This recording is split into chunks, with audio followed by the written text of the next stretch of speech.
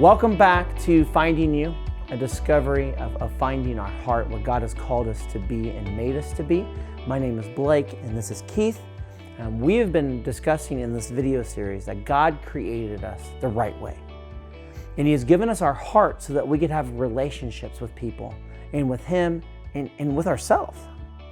And so for many of us, we've been taught to not listen to our heart, to live in shame, and which is interesting because today that is the feeling. And I think for many of us, that is a feeling that we do not want to feel because we've been taught that it is so bad. It feels so bad. It's the original in the garden feeling of, where are you? I was naked and ashamed. And so what do? We hide. We cover. So we hide from ourselves and from others and from God.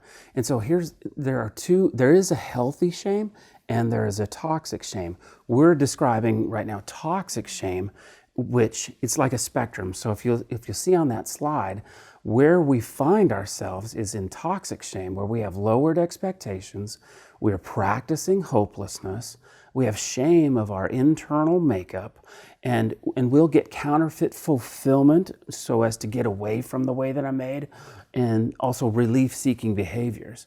So many of us are showing up and getting relief from being human in the toxic shame.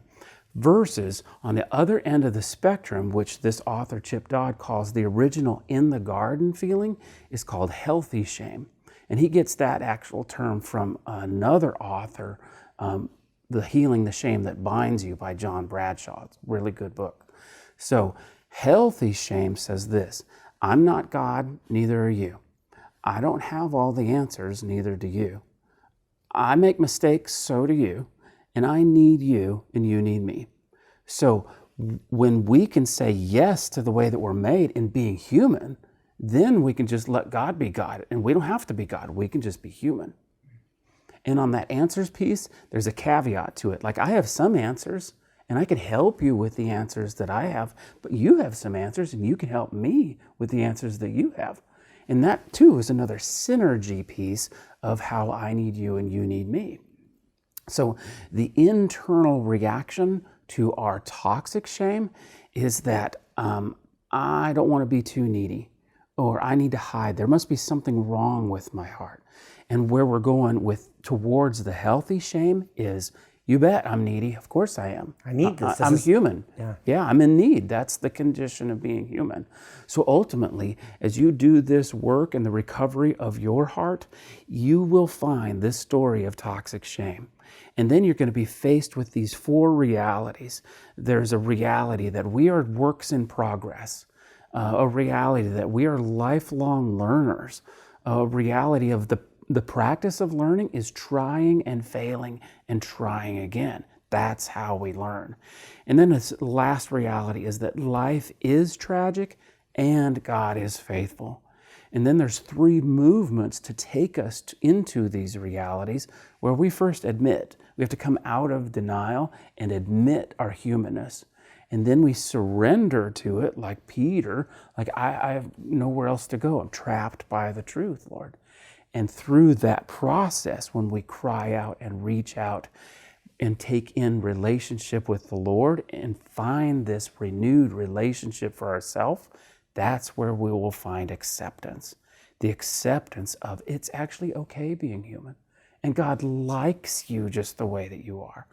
But we don't have this need. So my shame brings me to my need for attunement. We need attunement. God is asking, where are you in Genesis 3? Just like He's asking you today.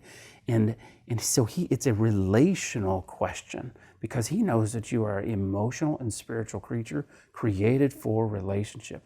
We have this need for guidance about my insides. And so like when I was a kid, I would have conflict with my parents, with my mom in particular, and then I'd run to my room and slam the door. What is my little boy heart hoping for? I want mom to follow me and to ask me about my insides, to say, what are you feeling and what do you need? And And that's because I'm made right. I just don't know what this feeling of shame even is. Going back to how we're made when Yeah. a baby's born. I cry out. You were Yes. crying out with no Yes. response. Yes, I cried. I did my part, crying out, reaching out, and no one came. That's the abandonment. So there's a relational abandonment where my legitimate need for attunement didn't get met. And so I didn't learn this gift of humility. And so humility is an interesting word because the root word, humility, is the same as humiliation. In my flesh and us humans, we cannot tolerate three things: to feel humiliated, to feel rejected, or to feel abandoned. And so those things, I will do anything to not re-experience that. But so the Lord is actually calling us to confess our shame in a voluntary humility, where I humble myself. I actually, like the John the Baptist says, I will decrease so that he can increase. And I do that voluntarily with my confession of my insides. I feel shame. In fact, in the Bible, when Jesus, God in the flesh, was interacting with people, he had no problem with the broken people, the sinful people. There's a lady who comes to him who is a prostitute, and she's crying at his feet, and the religious leaders are like, he's obviously not a prophet, because if he knew what she did, he would not associate with her. Who he had an issue with associating with was people who did not think they needed him. So he never has an issue with us telling the truth of our feelings. Yeah, I need you. Right. I'm human. I'm human. Yeah. And so the impairment of shame is toxic shame. It's toxic shame. And what is that? What is it? Walk that out. So toxic shame is now this: I begin to have contempt for the way that I'm made. I start to have, I now no longer look for you to get my needs met. I look to hide my heart because there must be something wrong with my heart. And I never take into consideration that it could be you. It's me. It's me feeling, and I need to hide it because I must be made wrong feeling. And I've seen that play out where people, they shift from I do the wrong thing to I am wrong. Yeah. And I've seen that with my kids where, I discipline them or I confront them and they're like, I'm wrong, I'm broken, there's something wrong with me. And it's like, no, you're exactly what you're called to be. I need to be your dad, you need to be the son. And so right there is the attunement. You're describing, as the father, I recognize shame in my boy because I know what that feels like. My son did the same thing. He all of a sudden at age 4, he's saying, I'm just a dumb kid. And the Lord revealed to me, and I asked my son, where's that come from? And do you feel that? Like sometimes when dads, you might drop something and then I go, and he's like, yeah. I'm like, oh, I knew it. I'm sorry, son. That I didn't mean to do that. But he downloaded that from my behavior. And I recognized it was shame. And then I pursued the truth of his heart and relieved him from the responsibility that was not his. That was a key parental moment that is a win, but I got lots of failures in there. I'm not elevating myself. So for many of us in that moment, you were able to walk into that where many of us, we haven't. And so we allow toxic shame to do its work. And so we're like, if I'm wrong, and every time I interact with you, it shows that, I'm going to isolate. Yes.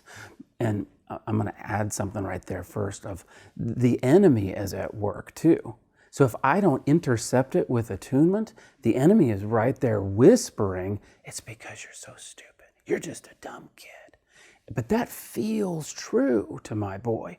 And if he doesn't have the attunement to understand, son, that's not true, that was dad's stuff, then he's going to internalize it of I'm just a dumb kid.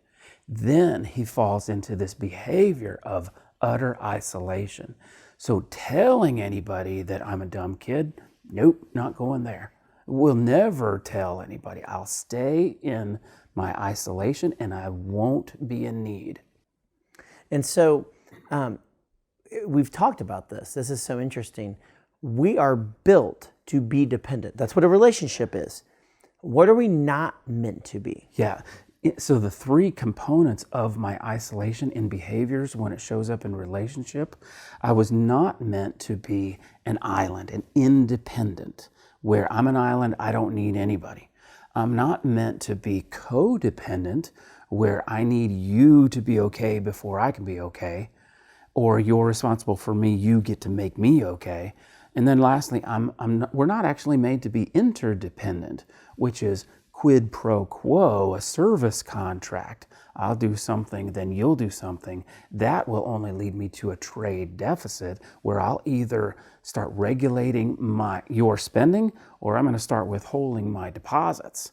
And that isn't love, that's a business contract. And we see that a lot. I've seen that a lot in relationships where people are like, well, I did this for you. Yes. Well, what do you mean you can't do it? I've done this, and this for you. So you should be doing this. And it reveals my motive underneath why I actually did that, was I was giving for the sake of receiving, expectations of receiving. That's what leads me into this carnal mentality of this isn't fair, isn't working for me, I'm out. So as we walk through this time of reflection, and we think through this, and it is a hard emotion. Yes. Of realizing that I do need you. I do need God. It's not that I'm broken. It's how I was made. Yeah. And I love this question. What do you feel about being a needy, dependent creature? Yeah. And the way that's worded, that means that's how you were created. If we weren't created that way, then there's something wrong. That's the antithesis of where we're going. All of this work and this video series is to point you back to your heart and being human again, which means you're in need. Number 2, what was a time when you reached out in mercy and empathy to another because you recognized yourself in that person's pain? Man, that's awesome. Yeah. Because I'm needed, if I don't speak into that, does that lead that person into isolation? And then lastly, how can healthy shame help clarify and illuminate your conscience? Walk us through that. What does that question mean? So we'll get into this in one of our next feelings of guilt. It's the big difference between guilt and shame. We just talked about how shame has been internalized, but guilt is still external. So guilt says, I made a mistake. Shame says, I am a mistake. When you can confess your shame, then you can begin to see that that was a behavior that's not who you are. Then you can begin on your path to freedom and ownership of your behavior. And again, our goal, it's relationship. You need to have that with you. You need to get you. So you can be you and give you. Many of us never get to that point, and we feel so isolated. And really, we need to ask ourselves, do you get you? Because maybe you're isolated because you've even isolated yourself from yourself. And so our prayer is that as you dive into these series, you start asking those questions. Do I get me? And then when I get me, be you. And when you be you, give you. Yeah. Man, we are so excited that you're joining us, and we cannot wait to see you in our next video.